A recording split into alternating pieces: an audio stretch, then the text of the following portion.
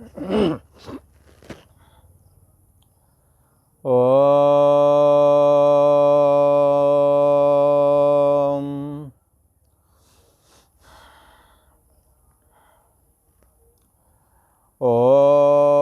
शङ्करं शङ्कराचार्यं केशवं बादरायणं सूत्रभाष्यकृतौ वन्दे भगवन्तौ पुनः पुनः। ईश्वरो गुरुरात्मेति मूर्तिभेद विभागिने व्योमवत् व्याप्त देहाय दक्षिणामूर्तये नमः।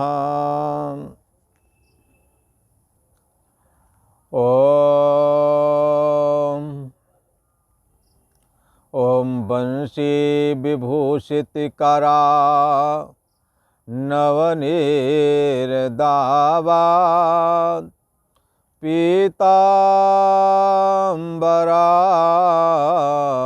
दरुणबिम्बफलादिरोष्टात् पूर्णेन्दुसुन्दरमुखादरविन्दनेत्रात् कृष्णात् परं किमपि तत्त्वमहं न जाने। वसुदेवसुतं देवं कंसचाणूरमर्दनं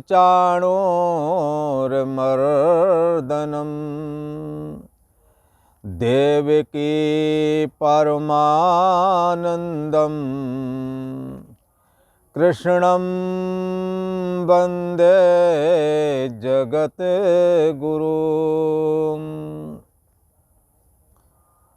ॐ ऐं सरस्वत्यै नमः। ॐ सद्गुरुदेवाय नमः। ॐ भगवती गंगा देव्यै नमः।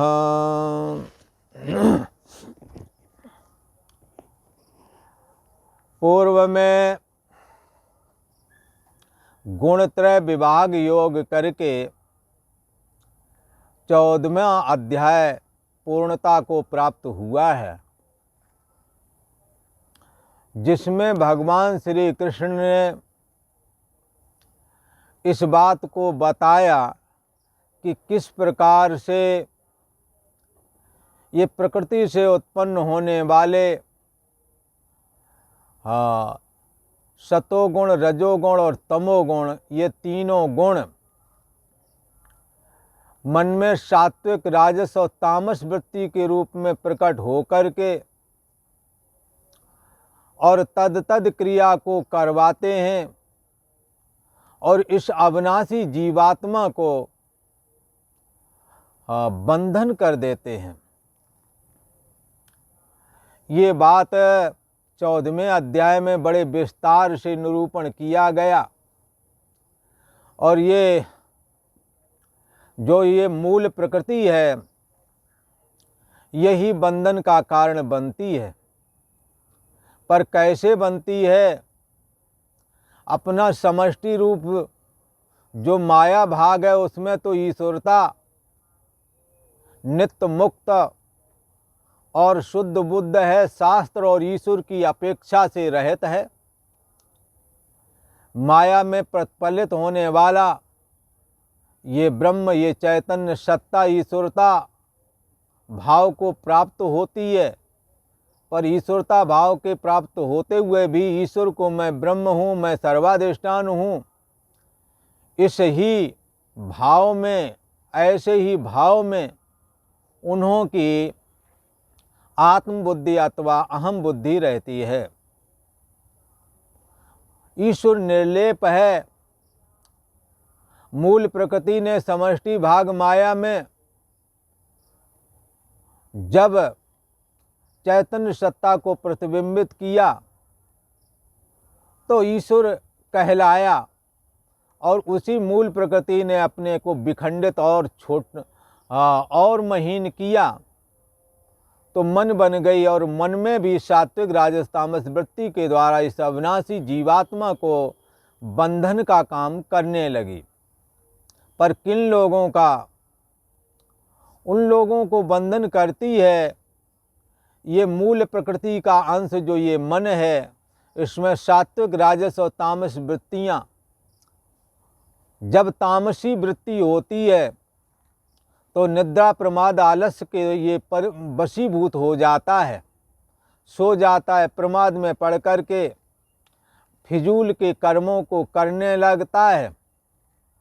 तमोगुण निश्चय ही दुखदायी है और कष्टों को प्राप्त कराने हारा है तथा नरकों में फेंक देने वाला है।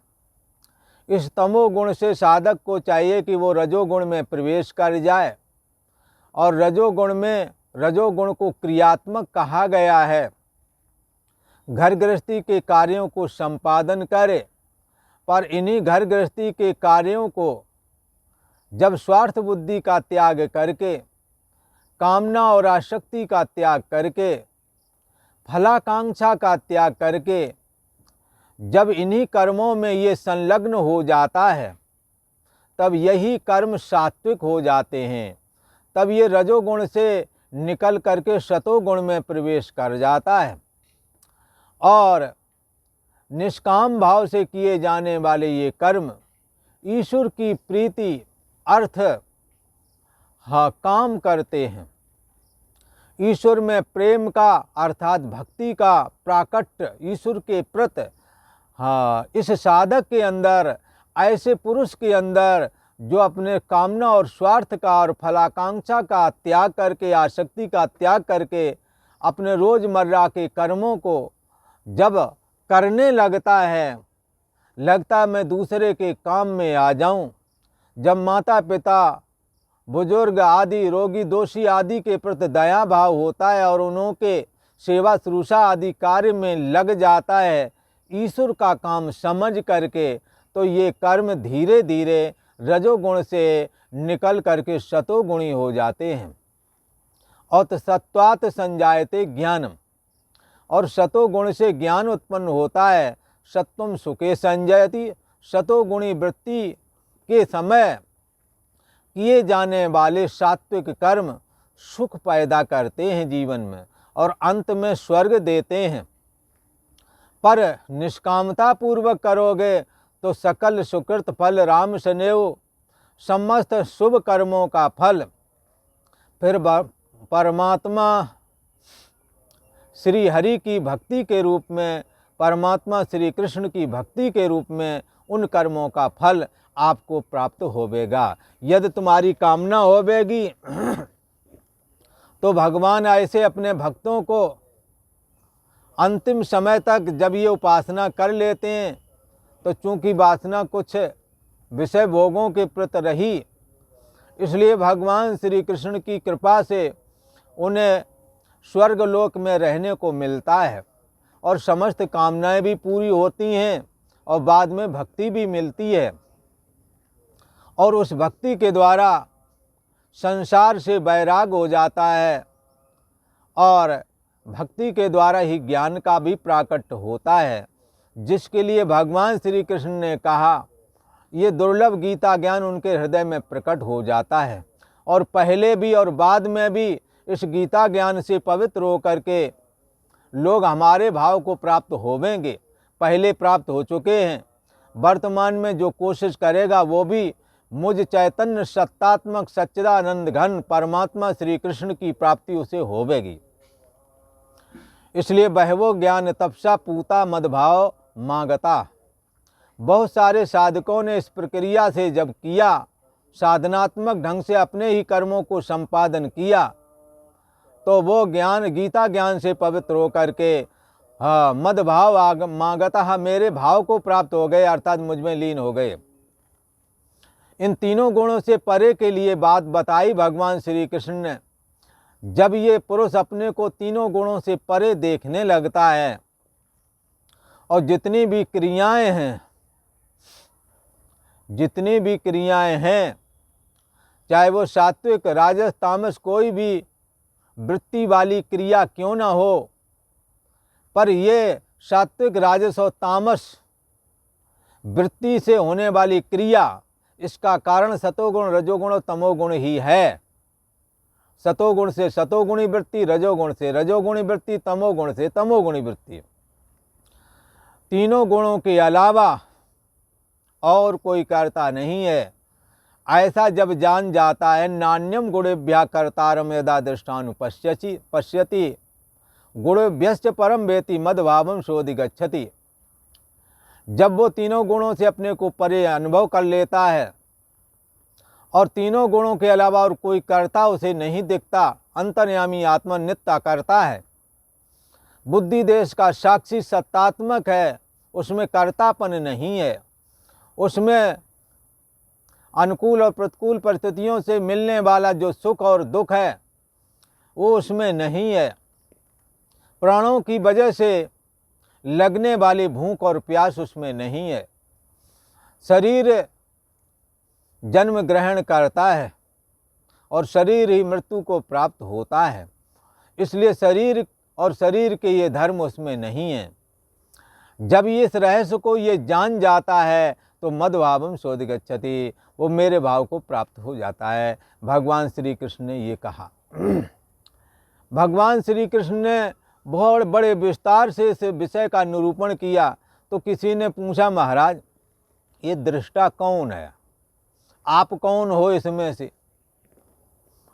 आप माया में प्रतिबिंबित होने वाले हो कि मन में प्रतिबिंबित होने वाले हो कि इससे भी कोई अलग हो, या सामने जो खड़े हो ये तुम हो? आप कौन हैं? इस बात को निरूपण करने के लिए भगवान श्री कृष्ण 15वें अध्याय का आरंभ करते हैं। और भगवान श्री कृष्ण ने अर्जुन से पूछे बगैर ही ये 15वें अध्याय की शुरुआत की है।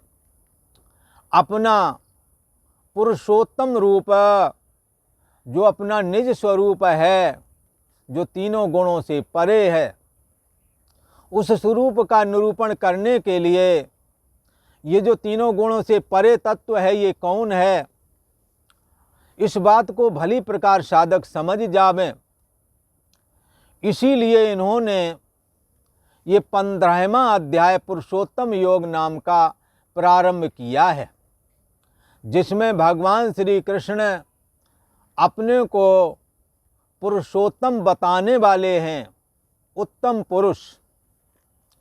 तो तीनों गुणों से परे जो बताया था दृष्टा, इस दृष्टा का क्या नाम है और ये दृष्टा कौन है? भगवान श्री कृष्ण ने कहा इस दृष्टा का नाम पुरुषोत्तम है, और सच्चे अर्थों में मैं ही पुरुषोत्तम हूँ, ऐसा भगवान श्री कृष्ण कहने वाले हैं इस अध्याय में।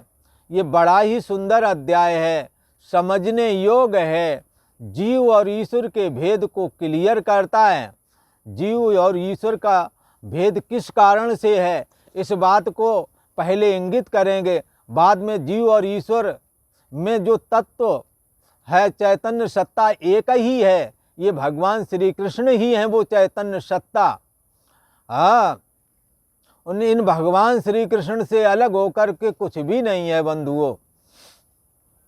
जैसे अग्नि जब प्रज्वलित होती है तो दिखती है, और उन्हीं लकड़ियों में अग्नि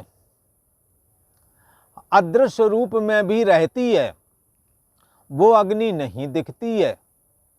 लकड़ी को यदि रगड़िए तो उसमें गर्मी पैदा हो जाती है। ये गर्मी कहाँ से आई है? ये गर्मी लकड़ी के अंदर अग्नि निवास करती है। ये अग्नि का अदृश्य रूप है, ये अग्नि का निराकार रूप है। ऐसे ही बंधुओं, भगवान श्री कृष्ण का जो निर्गुण निराकार स्वरूप है और हम सभी में समाया हुआ है। और जैसे अग्नि प्रज्वलित वाली तो दिखती है, ऐसे ही बंधुओं हमारे आपके अंदर मैं हूँ ये निकल रहा है। ये भगवान श्री कृष्ण का प्रज्वलित अग्नि की तरह ये दिखने वाला रूप है, जिसकी अभिव्यक्ति हमारे आपके अंदर अहम अस्मि सभी लोग बोलते हैं। ये अहम अस्मि सोने जागने वाली चेतना है, जो अभी जाग रही है, कुछ समय के बाद सो जाएगी। ऐसी जो चेतना है ये भगवान श्री कृष्ण का दिखने वाला विग्रह है, ये समझ में आने वाला विग्रह है। पर साकार रूप इसी को जीवात्मा भी बोलते हैं, पर जीवात्मा का तीव्र संवेग देह में जीने का था, इसलिए वो जीवात्मा देहाकार हो गया। जैसे कोई भी पुरुष जब क्रोधित होता है तो उसके शरीर की आकृति क्रोधाकार हो जाती है, और जब कभी लोभ से ग्रसित होता है तो लोभ के आकार की वृत्ति हो जाती है। और जब कोई स्त्री या पुरुष काम से पीड़ित होते हैं तो उनके शरीर की स्थिति और उसकी जो चेतना है तदाकार हो जाती है। ये किसी से पूछने की बात नहीं है, ये आप स्वयं अनुभव करें और देखें। जैसे कामी आदमी काम के आकार का ही उसका रूपाकार सब हो जाता है स्त्री पुरुष का, ऐसे ही बंधुओं देह में जीने की तीव्र संवेग जीवात्मा के अंदर देहाकार होकर के दिखने लगा। भगवान श्री कृष्ण इस बात को क्लियर करने वाले हैं, और इस संसार को एक पीपल के पेड़ की तुलना करते हुए और इस बात को बताएंगे ये संसार क्या है। तो आज का ये 15वां अध्याय शुरुआत करते हैं। ओम श्री परमात्मने नमः। अथ 15 अध्यायः। श्री भगवान उवाच। भगवान श्री कृष्ण अर्जुन से पूछे बगैर ही बोल रहे हैं, बता रहे हैं, क्योंकि अब जो बताने वाले प्रसंग हैं इसका प्रश्न भी अर्जुन के अंदर नहीं बन पा रहा था, पर भगवान जानते थे कि आगे चल के जिज्ञासुओं को कौन सी शंका बन सकती है। जैसा कि उन्होंने 14वें अध्याय में भी 13वें अध्याय के अंदर में उन्होंने प्रकृतिम पुरुषम चाहे विद्यनादि उभावपी करके प्रकृति और पुरुष का प्रसंग उठाया, पर संयोगवश 13वें अध्याय में वो विषय वहीं छूट गया, उसका निरूपण नहीं कर पाए। तो भगवान श्री कृष्ण ने बगैर पूछे हुए उस 13वें अध्याय वाला ज्ञान प्रथम में दूसरे तीसरे चौथे श्लोक में बगैर पूछे वर्णन किया। फिर छूटा हुआ प्रसंग जो प्रकृति पुरुष का था उसको गुण त्रय विभाग योग करके तीनों गुणों का विस्तार से निरूपण किया गया। अब तीनों गुणों का जो दृष्टा है वो पुरुषोत्तम है, वो भगवान श्री कृष्ण का मदभाव है। इस बात को क्लियर करने के लिए भगवान श्री कृष्ण ये 15वें अध्याय का प्रारंभ करते हैं, और 15वें अध्याय में एक तरह से एक पूरा संपूर्ण शास्त्र का निचोड़ है। 15वां अध्याय अपने आप में एक शास्त्र रूप है। बंधुओं, इस 15वें अध्याय की बड़ी महिमा है। संपूर्ण गीता यदि पाठ ना कर सको तो 15वें अध्याय का पाठ जरूर करना चाहिए। ये जीव ईश्वर के भेद को मिटाने वाला है, परमात्मा की भक्ति को देने वाला है, और संसार के रहस्य को, सृष्टि के रहस्य को क्लियर कर देने वाला है। इसलिए ये 15वें अध्याय को बड़े बड़े विद्वान लोग पाठ भी करते हैं, विचार करते हैं और जीव ब्रह्म के एकत्व का निश्चय कर लेते हैं। और इसका पाठ हमें आपको भी बड़े मन लगा कर के करना चाहिए और इसे समझना चाहिए। ये गीता का सार है। ऐसा समझ के हमें 15वें अध्याय का नित्य प्रत पाठ करना चाहिए। हम सन्यासियों की परंपरा में इस अध्याय को पंक्तियों में जब सन्यासी लोग भोजन करते हैं तो इस 15वें अध्याय का पाठ किया करते हैं और 15वें अध्याय का पाठ करने के बाद में ही भगवान श्री कृष्ण का प्रसाद समझ करके भोजन को ग्रहण करते हैं। इसलिए इस 15वें अध्याय को, इस गीता का सार समझ करके हमने आपने बड़े विचार पूर्वक इसका पाठ करना है, स्वाध्याय करना है और इसमें अपनी स्थिति बनाना है। भगवान श्री कृष्ण इस संसार का निरूपण करते हैं, ये संसार क्या है। तो यहाँ कहते हैं, ये पहला ही श्लोक है 15वें अध्याय का। भगवान कह रहे हैं, ऊर्ध्वमूल मदा शाखा मस्वस्थं प्राहुराभयम् छंदांस्य यस्य पर्णानि यस्तं वेद स वेदवित्। भगवान श्री कृष्ण कहते हैं, ऊर्ध्व मूल अधः शाखा अश्वत्थम प्राहु अव्ययम्। भगवान श्री कृष्ण कहते हैं, हे अर्जुन, ऊर्ध्व मूलम, आदि पुरुष परम ब्रह्म परमात्मा, ये कैसा है? ऊर्ध्व है। परम ब्रह्म परमात्मा कैसा है? ऊर्ध्व है। शाब्दिक अर्थ क्या लगता है? ऊर्ध्व मूलम। एक कोई ऐसा पेड़ है जिसकी ऊपर जड़ है, हाँ? और नीचे शाखाएं हैं। और ये पेड़ भी कैसा है? अविनाशी पेड़ है। अच्छा, किसी ने कहा, महाराज आपने कभी अपने जीवन में ऐसा पेड़ देखा है कहीं कि जिसकी ऊपर जड़ हो, नीचे शाखाएं हों? तो बंधुओं, ऐसा पेड़ दिखता तो नहीं है, पर श्री गंगा जी की कृपा से जो हमारे पीछे बह रही हैं, जंगलों से होकर के आती हैं ये गंगा जी। बड़े बड़े नाले जंगलों में कट जाते हैं। जंगल के बीच मझेड़े में जब हम लोग साधु संत रहा करते थे वहाँ, तो उस समय क्या होता था कि गंगा जी नीचे से कटाव करती हैं और पेड़ की जड़ कट जाती है एक साइड की।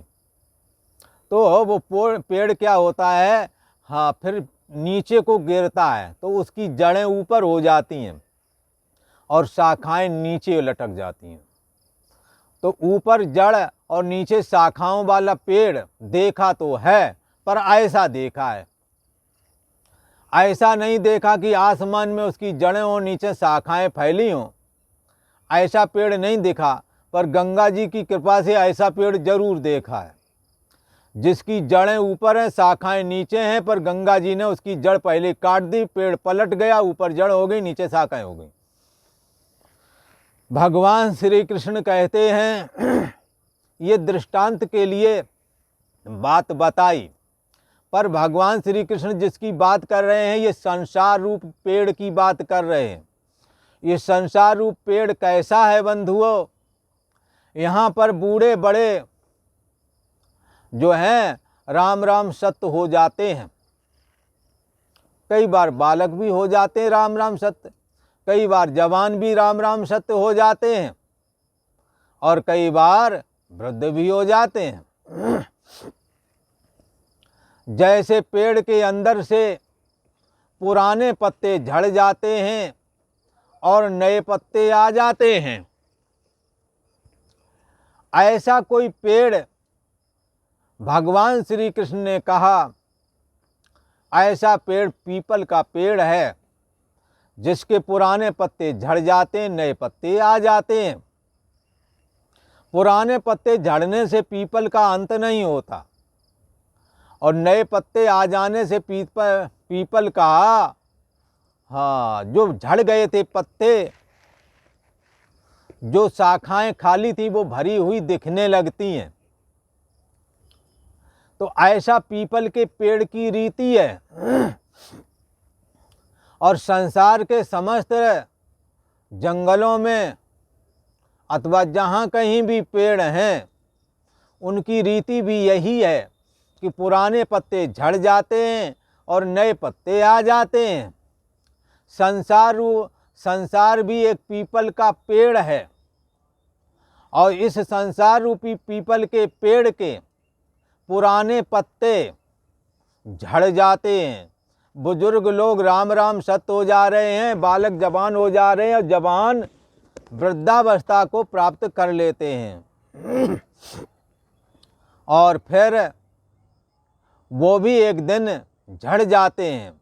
इसलिए किसी ने कहा है, जो फला है वो झरा है, जो बला है वो बुझा है। ये संसार की ये रीति है। खैर, भगवान श्री कृष्ण कहते हैं, ये संसार रूपी जो पीपल का पेड़ है, इसकी जड़ ऊपर को है। तो किसी ने कहा, महाराज ऊपर को है? बोले हाँ। तो अपने सगुण साकार उपासना करने वाले संत जन बैठे हुए थे, उन्होंने पूछा, ऊपर संसार रूपी पीपल के पेड़ की जड़ ऊपर है, ऊपर कहाँ पे है भाई बताओ? हाँ, उन्होंने कहा ये बिल्कुल सत्य है, ऊपर ही जड़ है। बोले कैसे? जो श्री बैकुंठ धाम है, सबसे उत्कृष्ट धाम बताया गया, सबसे ऊपर बताया गया।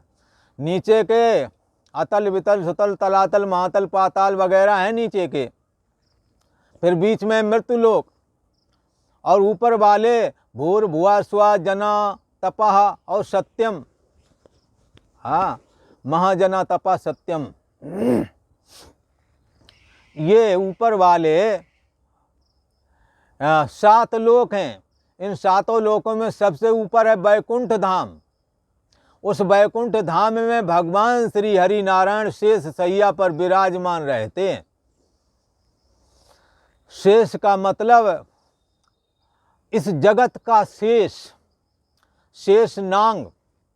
ये शेष नांग जगत को धारण करता है, पृथ्वी को धारण करता है, इसलिए ये सारे जगत का शेष है, मूल है। भगवान श्री कृष्ण जगत शेष, हाँ, जो चैतन्य सत्ता है उसी में विद्यमान है, जो शेष नांग के रूप में विद्यमान है, उसी पर शयन करते हैं।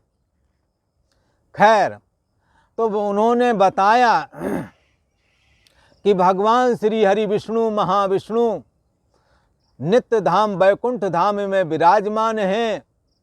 उनकी 4 भुजाएं हैं, शंख चक्र गदा और पद्म धारण किए हुए हैं। मकराकृत कुंडल उन्हों के कानों में शोभायमान हैं और बड़ा सुंदर किरीट मुकुट धारण किए हुए हैं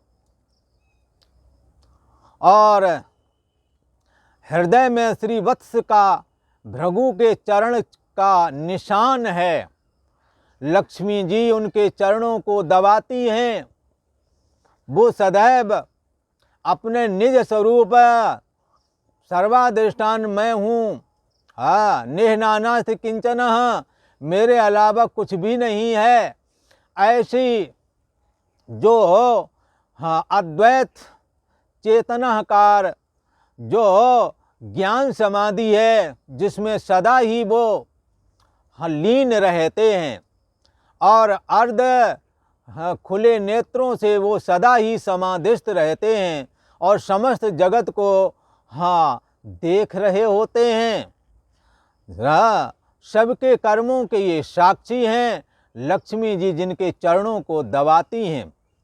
ऐसे भगवान श्री हरि विष्णु के नाभि से कमल निकला।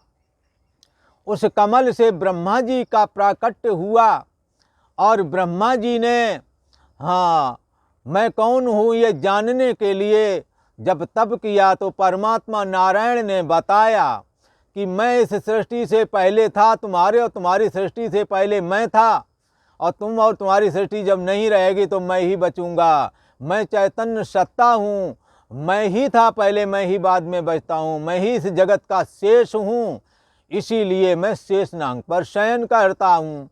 ऐसा ये चतुर्श्लोकी भागवत करके 4 श्लोक भागवत के आते हैं, जिसमें परमात्मा नारायण ने ब्रह्मा जी को उपदेश दिया और ब्रह्मा जी ने फिर सप्त ऋषियों को, नारद, दक्ष आदि ऋषियों को प्रकट किया, मनु और शतरूपा को प्रकट किया। जह स्वयंभू मनु और शतरूपा जिनसे भई नर सृष्टि अनुपा, हाँ, नर सृष्टि जिनसे प्रकट हुई है। तो इस तरह से ये परमात्मा नारायण ही इस सृष्टि के मूल कारण हैं, ये बात क्लियर हुई। ये हमारे संत महापुरुष है जो सगुण साकार उपासना करते हैं, ये बड़े ही धन्य हैं और इन्हों को भगवान की बड़ी कृपा प्राप्त होती है। ये दुर्लभ रहस्य सहज में ही जान जाते हैं और भगवान को ऐसे भक्त बड़े प्रिय हैं। इसलिए उन्होंने ये बात अपने इन भक्तों के लिए जो उन्हों का ऐसा सगुण साकार का चिंतन करते हैं, उन्हों के लिए कहा है, ना हम बसामी वैकुंठे, वैकुंठ में मैं नहीं रहता हूँ। बोले फिर योगी नाम हृदय न चाहे, योगियों के हृदय में भी मैं नहीं रहता हूँ, बल्कि मैं वहाँ रहता हूँ जहाँ हमारे प्रिय भक्त मान अपमान को परे करके, राग द्वेष से रहित हो करके और मुझ परमात्मा श्री हरि नारायण का स्मरण करते हैं। मद भक्ता यत्र गायन्ति तत्र तिष्ठामि नारदा, मेरे भक्त जहाँ गाते हैं, मेरा स्मरण करते, मैं तो वहीं रहता हूँ।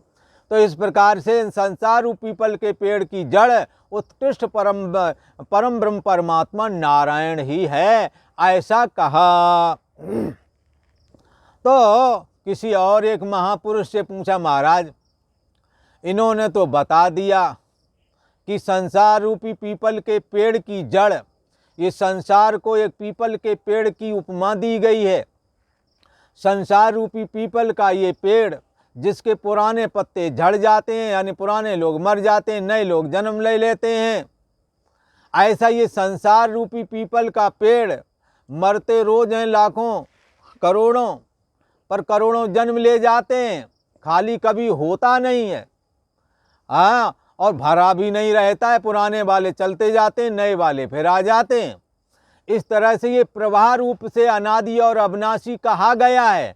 मरने वाला तो प्रतिक्षण ये संसार रूपी पीपल का पेड़, इसके पत्ते, हाँ, हर एक प्राणी प्रतिक्षण मर रहा है, पर पीछे से आ भी रहे हैं। जैसे श्री गंगा जी का जल अभी जो चल रहा है वो अगले क्षण आगे निकल गया है, वो दूसरा आ गया, लगता है गंगा जी कल वाली ही बह रही हैं, वो पानी तो समुद्र में बंगाल की खाड़ी में पहुंच गया है, पर आज ये नया है। पर ऐसा लगता है कल जो जल हमने गंगा जी का देखा था वही जल आज भी है। ऐसे ही बंधुओं, ये संसार की अनादि परंपरा है।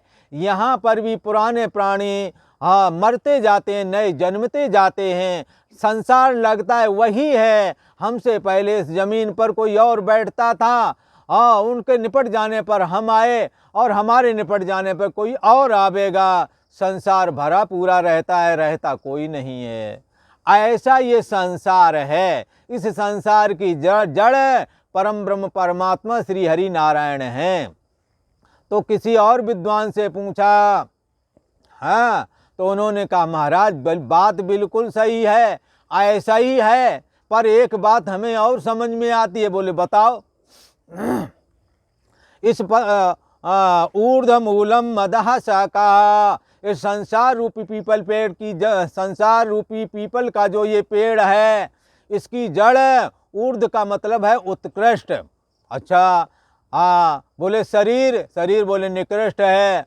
इंद्रियां शरीर से उत्कृष्ट हैं, इंद्रियों से उत्कृष्ट मन है, मन से उत्कृष्ट बुद्धि है, यो बुद्धि परतस्तु सा। सबसे उत्कृष्ट तो बुद्धि देश का साक्षी सत्तात्मक परम ब्रह्म परमात्मा ही है। यही जो है, इसी परम ब्रह्म परमात्मा सत्तात्मक चेतन आत्मा से, यही भगवान श्री कृष्ण का अंतर्यामी स्वरूप है। यही शरीर से उत्कृष्ट है, मन से भी उत्कृष्ट है, माया से भी उत्कृष्ट है। ये मन और माया दोनों में प्रतिफलित होने वाला शुद्ध चैतन्य सत्ता है। यही भगवान श्री कृष्ण का सच्चिदानंद घन स्वरूप है। इसी को भगवान श्री कृष्ण मद भाव अर्थात मेरा भाव ऐसा कहते हैं। यही सबसे उत्कृष्ट है। इसी से माया प्रकट होती है तो ब्रह्मा विष्णु रुद्र प्रकट होते हैं, और इसी से मन प्रकट होता है। और मन जब सो जाता है तो देह और जगत गायब हो जाते हैं, और मन सब सुबह जब जागता है तो देह और जगत एक साथ प्रकट हो जाते हैं। इसलिए उत्कृष्ट ब्रह्म ही जब मन में प्रतिफलित होता है तो मन के माध्यम से इंद्रिय के थ्रू देह और जगदाकार हो जाता है। ऐसा उन्होंने कहा। हे भगवान श्री कृष्ण कहते हैं, अर्जुन ये उत्कृष्ट परम ब्रह्म परमात्मा मैं हूँ, और मैं बुद्धि में प्रतिफलित होकर के सोने जागने वाली चेतना बन जाता हूँ। और सोने जागने वाली चेतना जब बुद्धि पर पड़ती है तो मैं हूँ करके अभिव्यक्ति होने लगती है।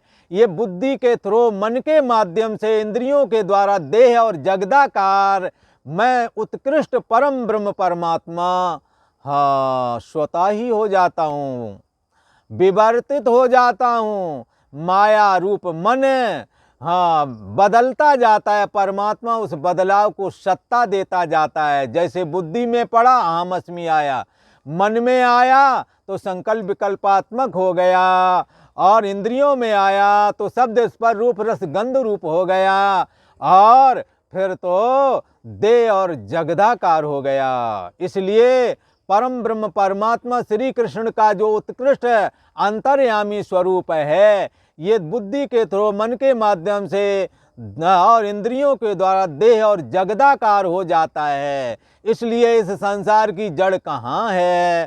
तो उन्होंने बताया इस संसार की जड़ तो बुद्धि देश का साक्षी ये अंतर्यामी आत्मा ही है, जो सबका आश्रय और प्रकाशक है, जिसकी अभिव्यक्ति है और जाननापना के रूप में सभी के अंदर हो रही है, जो आपके सोने और जागने को भी जानता है, जो जागृत स्वप्न सुषुप्ति का भी साक्षी है। जागृत स्वप्न सुषुप्ति सुप्रपंच यद प्रकाशते, जागृत स्वप्न और सुषुप्ति रूप प्रपंच जिसके द्वारा प्रकाशित होता है तद ब्रह्म, वो ब्रह्म है। तद विजिज्ञासा, उसी को जानना चाहिए। यही सबसे उत्कृष्ट है। यही संसार की जड़ है।